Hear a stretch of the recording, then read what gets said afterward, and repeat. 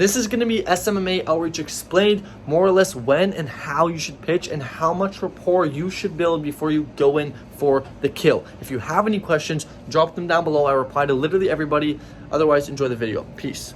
Okay, you should not build up rapport as if you're a friend, and here's the reason why. Imagine you go out and you meet a beautiful girl and you guys start talking and you start to feel like, you are building up a nice relationship with this girl.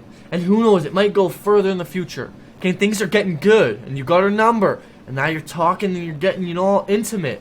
And she says, come back to my place tonight. Let's have some drinks, right? Things are going good. And then you go to her place, and you start to have some drinks, whatever. And you start to make out a little bit. And then she takes off her pants and she has a fucking dick. That's what you're doing to these prospects. Is you're making them think that they have the most beautiful girl in the world, only to later whip out your cock.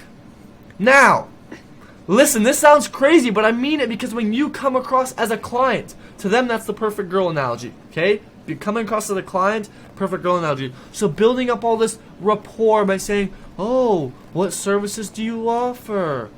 How much do they cost? When are you open? When did you start business?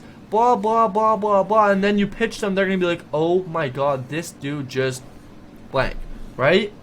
So it's like they feel like you just, took them on a beautiful date to the top of the mountain, turned them around, stabbed them in the back of the fucking head.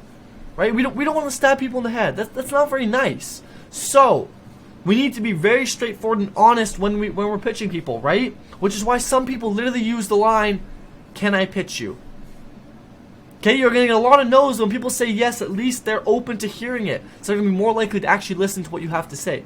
Now, I'm not recommending that you use that line, although you can. But the thing is, we want to send one message. That way it's not too misleading, right?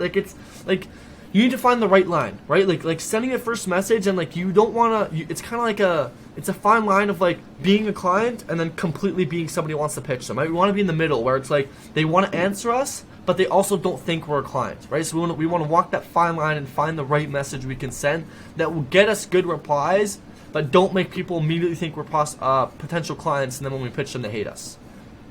Okay, because that will never that'll never get you anywhere. So, moral of the story is, do not build a ton of rapport. And I know that all these sales gurus will tell you build rapport. And yes, in the calls and later on in your life, building a bunch of rapport is great, right? Because business is built off the foundation of trust. But you can't be trustworthy by building up fake rapport and then pitching them, because people don't like that, right? So when people say, you got to build rapport. Building rapport is being honest and being trustworthy, and you don't be trustworthy by acting like a client and then pitching them later. But be trustworthy by being open with our intentions.